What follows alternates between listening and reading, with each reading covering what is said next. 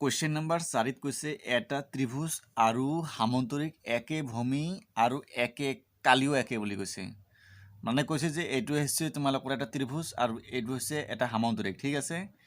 এই দুয়োটা এইটো ত্ৰিভুজ আৰু এইটো সামন্তৰিকৰ কালি একে বুলি কৈছে, ঠিক আছে। আৰু কৈছে যে ইয়াৰ যিটো ভূমি আছে এই ভূমিটো একে বুলি কৈছে, ঠিক আছে।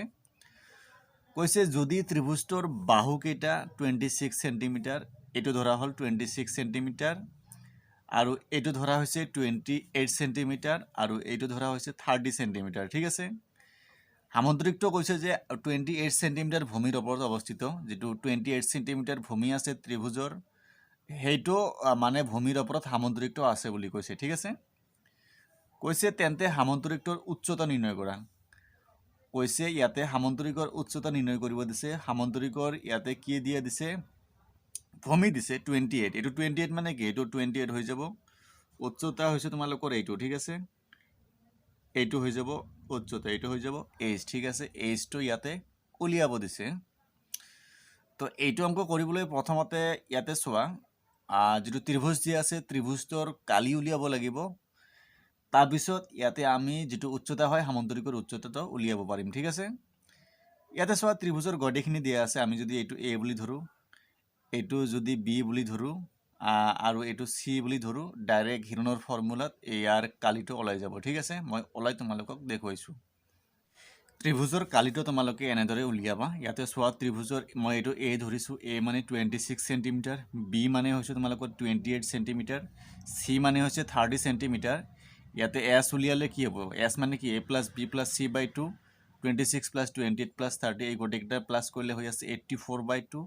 এইটো কটাকটি কৰিলে 42 সেন্টিমিটাৰ, ইয়াতে এছৰ ভেলুটো ওলাই যাব, ঠিক আছে।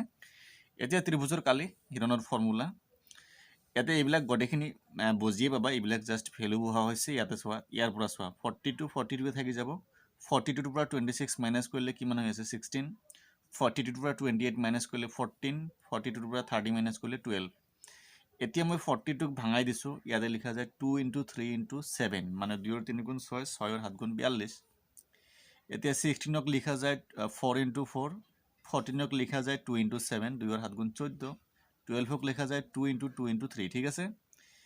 এতিয়া চোৱা ইয়াতে এই দুটা 2 মিলি এটা বাহিৰত ওলাইছে, ঠিক আছে। এই দুটা মিলি এটা বাহিৰত ওলাইছে, এই দুটা 3 মিলি এটা বাহিৰত ওলাইছে, ঠিক আছে। এই দুটা 4 মিলি এটা বাহিৰত ওলাইছে, এইটো 7 আৰু এইটো 7 মিলি এটা বাহিৰত ওলাইছে, ঠিক আছে। এই গোটেইকেইটা ইনটু কৰিলে হৈ যাব 336 সেন্টিমিটাৰ স্কুৱেৰ। এইটো আছিল ত্ৰিভুজৰ কালি, কিন্তু আমাক ত্ৰিভুজৰ কালি উলিয়াব দিয়া নাই, কি উলিয়াব দিছে, সামন্তৰিকৰ উচ্চতা উলিয়াব দিছে, ঠিক আছে। মই এইখিনি কৰি দিছোঁ, তোমালোকে বুজি পাব। চোৱা তাৰপিছত এনেদৰে লিখিবা, ইয়াতে প্ৰশ্নমতে কৈছে যে সামন্তৰিকৰ কালি সমান ত্ৰিভুজৰ কালি, এইটো প্ৰশ্নত কৈয়ে দিছে, ঠিক আছে।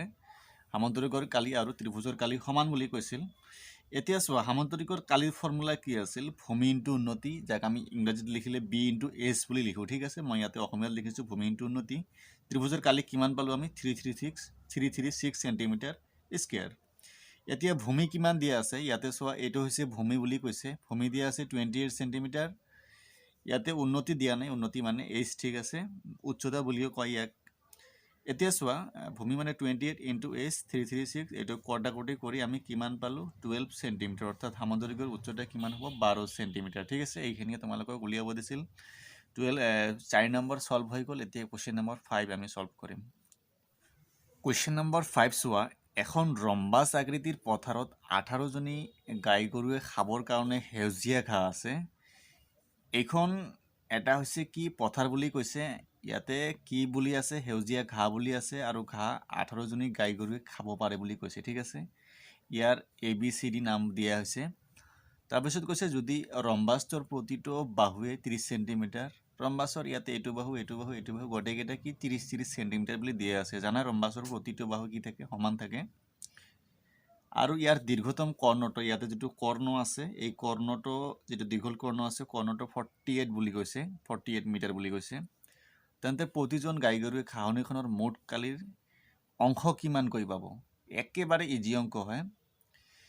প্ৰথমতে আমাক কি কৰিব লাগিব ইয়াতে ৰম্বাছৰ কালি উলিয়াব লাগিব আমি ৰম্বাছৰ কালিটো পৰা নাই আমি হিৰণৰ সূত্ৰত কি পঢ়ি আছোঁ ত্ৰিভুজৰ কালি উলিয়াই আছোঁ ইয়াতে চোৱা দুটা ত্ৰিভুজ আছে এইটো এটা ত্ৰিভুজ 1 নম্বৰ ঠিক আছে এইটো এটা ত্ৰিভুজ ঠিক আছে আমি ইয়াতে চোৱা হয় দুটা ত্ৰিভুজৰ কালি উলিয়াব লাগিব নহলে আমি কি কৰিম এটা ত্ৰিভুজৰ কালি উলিয়াম কালি উলাই দুইৰ লগত পূৰণ কৰি দিলে কি হ'ব ৰম্বাছৰ কালিটো ওলাই যাব যেহেতু দুয়োটাই অংশ সেম আছে ঠিক আছে এইটো যদি তোমালোকৰ 100 মিটাৰ স্কয়াৰ ওলাই কালি ঠিক আছে এইটোৰো 100 মিটাৰ স্কয়াৰ ওলাব ঠিক আছে নিশ্চয় বুজি পাইছে মানে এইটো অংশ আৰু এইটো অংশ সেম আছে যেহেতু ৰম্বাস বুলি কৈছে এতে আমি এটা উলিয়াম তাৰ পিছত এইটোৰ লগত পূৰণ কৰি দিম ঠিক আছে তাৰ পিছত কৈছে যে 18 জনী গাই গৰুৱে খাবৰ কাৰণে হেউজিয়ে খাই আছে 18 জনীক খাব লাগে কিমান অংশ পাব বুলি কৈছে কালি উলাই আমি কি কৰিম 18 ৰে ডিভাইড কৰি দিম একেবাৰে ইজি হয় মই কৰি তোমালোকক দেখুৱাইছো তোমালোকে কালিটো এনেদৰে উলিয়াবা কালি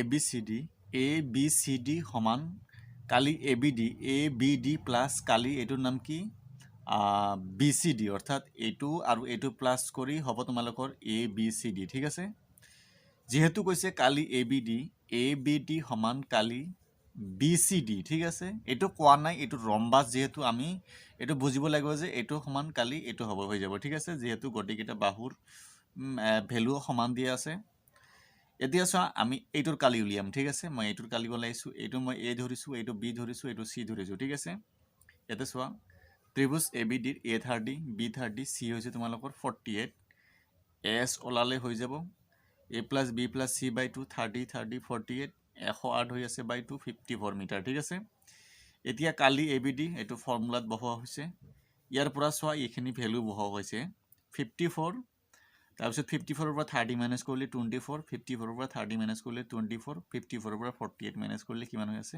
6 এতিয়া 54 ক এনেদৰে লিখা যায় 3 3 6 3 3 গুণ 9 6 9 গুণ 54 ঠিক আছে 24 থাকি গল 6 ঠিক আছে এতিয়া দুটা তিনি মিলি এটা বাহিৰত ওলাইছে এইটো 6 আৰু এইটো 6 মিলি বাহিৰত ওলাইছে 24 মিলি এইটো বাহিৰত ওলাইছে গটিকেটা ইনটু কৰিলে হৈ আছে 432 মিটাৰ যেটো কালি দি আছে মিটাৰ স্কয়াৰ এতিয়া আমি এইটোৰ কলোৱা হৈছে আমি ইয়াৰ লগত 2 পূৰণ কৰি দিম ঠিক আছে 2 পূৰণ কৰি দিলে গটেখিনি ত্ৰিভুজৰ কালিটো গটেখিনি ৰম্বাসৰ কালি ওলাই পৰিব এতিয়া সব টোটাল মানে মুঠ পথাৰখনৰ কালি কিমান হৈ যাব 2 ইনটু কালি ABD 2 ইনটু কালি ABD কিমান পাইছো 432 মিটাৰ স্কয়াৰ টোটাল পূৰণ কৰিলে কিমান হৈছে 864 মিটাৰ স্কয়াৰ এতিয়া কৈছে 18 জনী গায়ে যদি খায় ঘাউনিখনৰ মানে কিমান অংশ কৈ পাব ঠিক আছে এতিয়া আমি এটোক 18 ৰে ডাইৰেক্ট ডিভাইড কৰি দিম